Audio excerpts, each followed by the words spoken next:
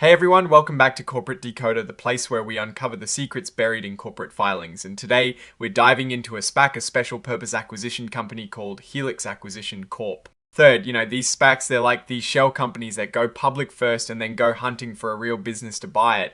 It's a bit like buying a blank check and hoping the management team writes a good check for you. This filing is their amended registration statement. So they're trying to get their IPO ducks in a row, and we're going to decode what all of this means for potential investors, so Helix Acquisition Corp. Third is a new SPAC aiming to raise $125 million to find a business to merge with. They're focusing on healthcare and healthcare related industries thanks to their sponsor Corp Asset Management LP, which is a big player in life sciences. This is their second attempt at an IPO after Helix I and Helix successfully merged with other companies, so they've got some track record. But first, let's look at their financial picture before we get too deep into the business strategy. Okay, scrolling to the balance sheet as of the 21st of November 2025, we see that Helix Acquisition Corp. Third has about $144,877 in total assets. This sounds tiny, right?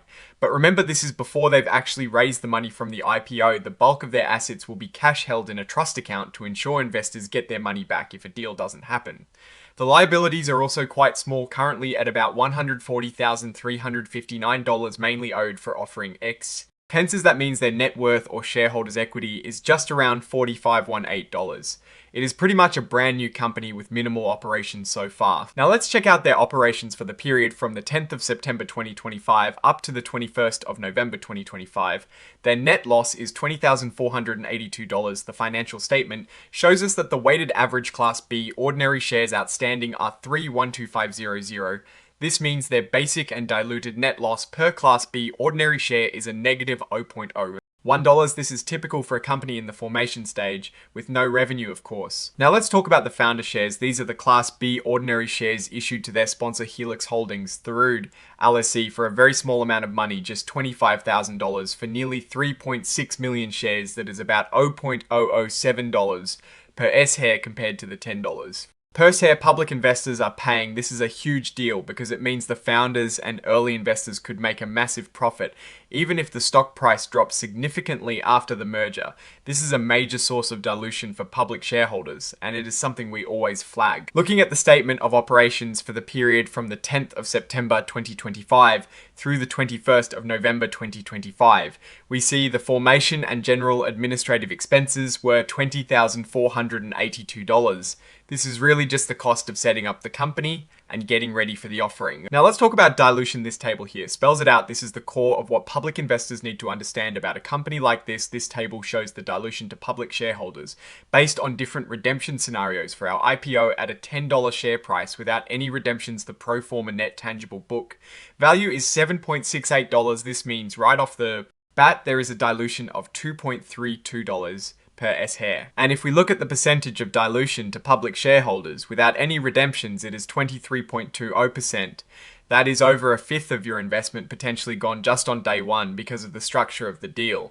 And the cheap shares the founders got, this dilution gets even worse with maximum redemptions. Alright, let's dive into the risks because SPACs have a whole unique set of risks. This section on risks relating to their search for a business combination tells us a lot. Imagine you are a shareholder. You might not even get a vote on the business they choose to buy. That is because they can do it through a tender offer instead of a shareholder meeting, and even if they do have a vote, the sponsor and insiders are locked up to vote yes, which means your vote might not matter much. This is a crucial point here. If too many public shareholders decide to redeem their shares, meaning they ask for their money back, the SPAC might not have enough cash left to complete the deal.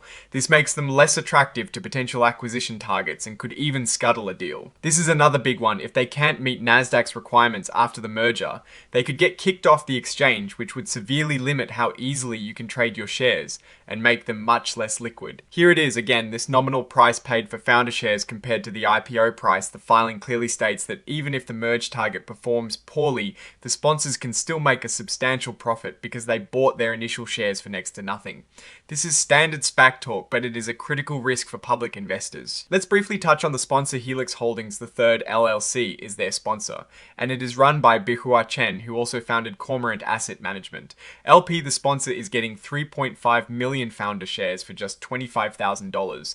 That is a massive discount compared to the IPO price, and they're also buying 450,000 private placement shares at $10 each, which is the same price as public investors, but the founder shares are the real kicker for them. Now, looking at the underwriting agreement, it confirms that Lerink Partners LLC and Oppenheimer and Company Inc. are the joint bookrunners. They're offering 12.5 million shares at $10 each. They'll earn a commission on the sale and a very significant deferred commission of $3.75 million, which only gets paid if a business combination is completed. This deferred commission is a big incentive for the underwriters to push for a deal. Finally, let's look at the actual financial statements as of the 21st of November 2025. You see the independent auditor's report confirming the fair presentation of their financials.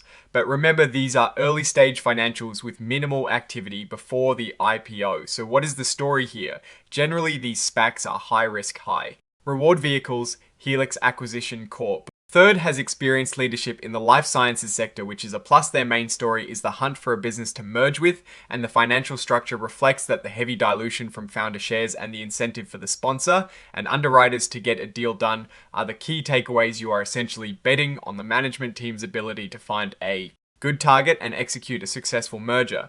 The risks are substantial, especially around shareholder dilution and the potential for a deal to fall through, which would lead shareholders to get their IPO price back, but miss out on potential gains overall. Helix Acquisition Corp. Third is presenting a typical SPAC structure with the usual attendant risks, but their management team's prior SPAC success is a noteworthy point. However, the substantial dilution from founder shares cannot be ignored, and investors need to weigh that against the potential success of their future business combination. Alright, that is our breakdown of Helix Acquisition Corp. Third's filing, what is your take on these numbers and what they signal for the company's future?